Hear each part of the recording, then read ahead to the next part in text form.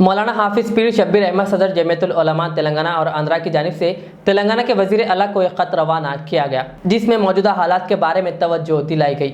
خط میں کہا گیا ہے کہ پرائیویٹ اسپتالوں میں منمانی پیسوں کی وصولی اور لاک ڈاؤن کے دوران الیکٹرسٹی بل اور پولیس کے چالان و دیگر مسائل پر حکومت کو توجہ دلائی گئی اور عوام کو راحت دینے کا مطالبہ کیا گیا۔ اس موقع پر جمعیت العلماء کے جنرل سیکریٹری خلیق احمد صابری نے مزید تفصیل بتائی۔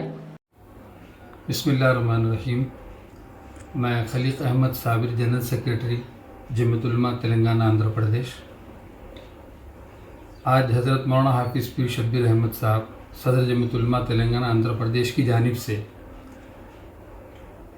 سی ایم چندر شیکھر راؤ صاحب کو ایک لیٹر روانہ کیا گیا، جس میں موجودہ حالات کی طرف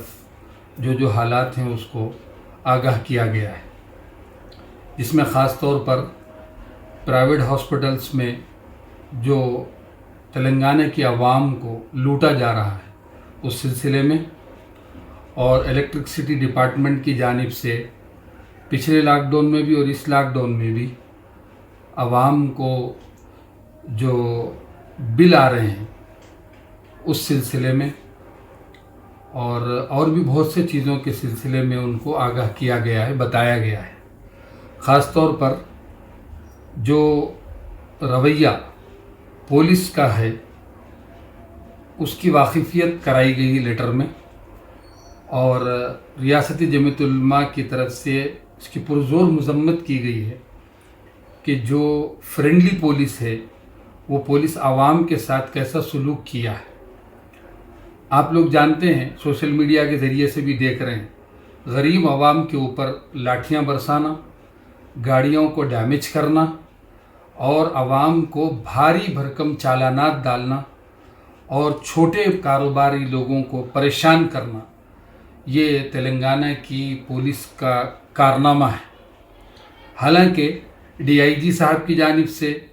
اور کمشنر آف پولیس کی جانب سے بار بار یہ کہا گیا کہ عوام کے ساتھ نرمی برتی جائے، مگر پتہ نہیں کیا حالات ہیں، کیوں ایسا ہو رہا ہے کہ عوام کو پولیس کے ظلم سے جو ہے آزادی نہیں ملی۔ لاک ڈاؤن لایا گیا اور خود عوام اور مسلمان تلنگانہ نے اس کو قبول کیا، کیونکہ انسانیت کا اس وقت کا تقاضا ہے کہ ہر بیماری میں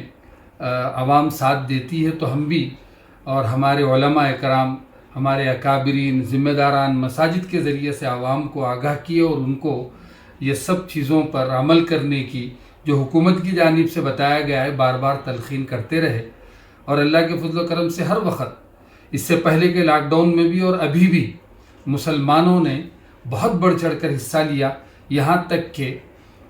رمضان جیسے مہینے کو قربان کیا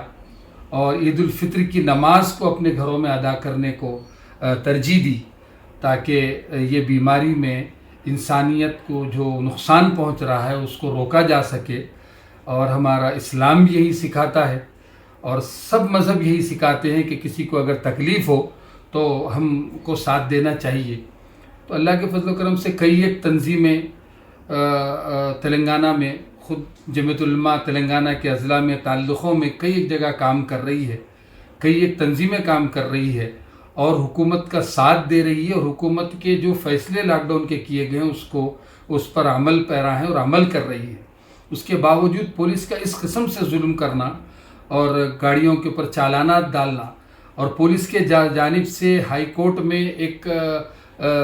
داخل کیا گیا پیپر جس میں کہا گیا کہ 5-6 دن میں 31 کروڑ روپے کے چالانات ہم نے کیے ہیں۔ یہ کوئی شاباشی کا کام نہیں ہے۔ تلنگانہ کی عوام پہلے سے ہی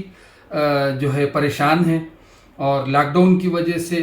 اور معاشی طور پر تباہ و برباد ہو چکے ہیں، اور کئی گھرانے ایسے ہیں جو خودکشی کرنے پر مجبور ہیں۔ کئی غریب طبقہ ایسا ہے جو 200-300 روپے کمانے کے لیے باہر نکل کر کماتا ہے، اس کا بھی راستہ بند ہو چکا ہے۔ اس کے اوپر سے یہ پرائیویٹ ہاسپٹلوں کا ظلم اور پولیس کا یہ ظلم، چالانات کا ظلم، الیکٹرسٹی ڈپارٹمنٹ کی جانب سے منمانی مرضی جیسے بل ڈال کر بھیجنا، یہ تلنگانہ حکومت کو اس طرف توجہ دینی چاہیے، کیونکہ کل یعنی 30 مئی کو ان کی کیبنٹ کی میٹنگ ہے اور اس کیبنٹ کی میٹنگ میں حکومت کی جانب سے کئی ایک فیصلے لینے کی توقع ہے، اور ہم اپریشیٹ کرتے ہیں سی ایم KCR صاحب نے جو گورنمنٹ ہاسپٹل ہے اس کو وزٹ کیا، مگر پرائیویٹ ہاسپٹلس کے اوپر ابھی تک کوئی ایکشن نہیں لیا، نہ پرائیویٹ اسکول کے اوپر کوئی ایکشن لیا، اور نہ پولیس کے اس معاملے کے اوپر جو گاڑیوں کو ضبط کر لیا گیا اور یہ کہا جا رہا ہے کہ کورٹ کے ذریعے سے اس کو چھڑایا جائے آئندہ، یعنی لاک ڈاؤن ختم ہونے کے بعد عوام کورٹ میں لگ کے اپنا وقت برباد کرے اور اپنا وقت وہاں ضائع کرے۔